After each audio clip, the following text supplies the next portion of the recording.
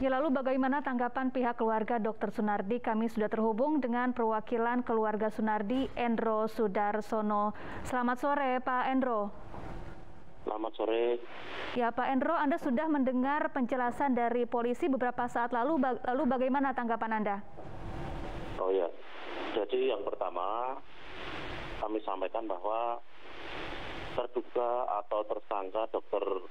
Sunardi ini sudah meninggal dunia karena ada tembakan di bagian punggung dan pinggang.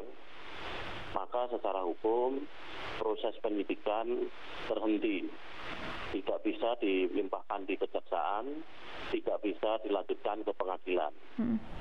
Artinya sangkaan yang dilakukan oleh kepolisian dalam bentuk BAP sebelumnya maupun saksi-saksi yang ada gugur, berhenti demi hukum.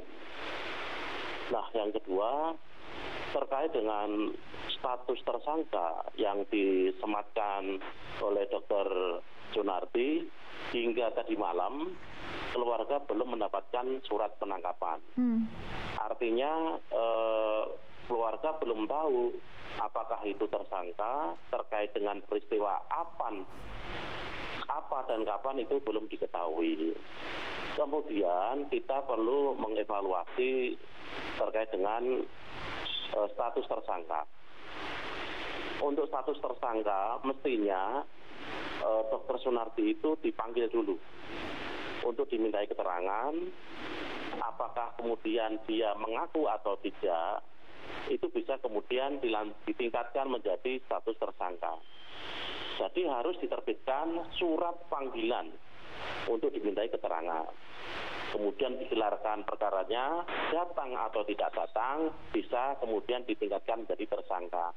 Pertanyaan kami, apakah surat panggilan itu pernah dilayangkan, diserahkan kepada Pak Sunardi ataupun keluarganya? Kemudian yang ketiga, terkait dengan penyergapan hingga penembakan, kami perlu memberikan sebuah evaluasi bahwa titik penembakan atau titik penangkapan itu tidak tepat. Justru dengan keterbatasan Dr. Sunardi bisa ditangkap di tempat yang aman tanpa ada mobil, misalnya di depan rumah atau kemudian di tempat ibadah yang lebih soft. Toh mereka, Pak Dr. Sunardi itu tidak bisa berlari karena ada keterbatasan fisik, yaitu kaki sebelah kiri itu mengalami luka yang terjadi sejak 2006, cacat. Nah, dengan demikian mestinya polisi perlu mengevaluasi adanya waktu, tempat penangkapan. Ya, Pak Endro, polisi menilai bahwa Sunardi terlibat dalam jaringan terorisme. Selama ini sebetulnya bagaimana keluarga melihat perilaku ataupun aktivitas sehari-hari almarhum Sunardi? Ya, jadi untuk Dr. Sunardi ini, di samping dia aktif di Ikatan Dokter Indonesia Sukarjo, dia juga membuka praktek di rumah, kemudian di sebuah klinik di Masjid Semanggi, Pasar Kliwon, juga di tempat pondok pesantren. Artinya profesi dia sebagai dokter juga lebih ditingkatkan untuk menjadi kegiatan sosial, kemanusiaan, termasuk tanggap bencana, bakti sosial dan pengobatan gratis. Termasuk jika kami menanggapi tentang jaringan Islamiyah, apa yang disangkakan kepolisian itu ada baiknya diuji di kejaksaan, kemudian di pengadilan, sehingga pengadilan itu memutuskan sah atau tidak sah terkait dengan apa yang didakwakan jika itu sampai pengadilan.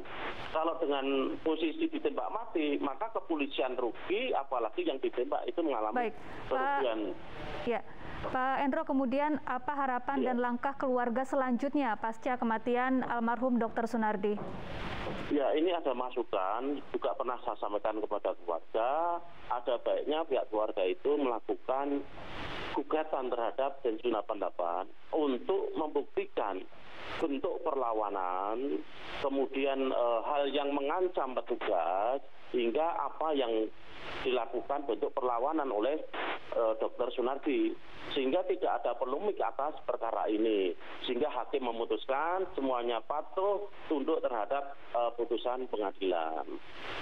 Baik. Kemudian kami tambahkan terkait dengan ini, makanya kita minta kepada DPR RI, Komnas HAM, kemudian Kadinsus Kapolri untuk bisa mengevaluasi apakah ada temuan atas dugaan pelanggaran hukum maupun pelanggaran HAM yang terjadi pada saat penangkapan Dr. Sunardi. Baik. Terima kasih Pak Endro Sudarsono, juru bicara keluarga Sunardi, telah bergabung bersama kami di iNews Sore.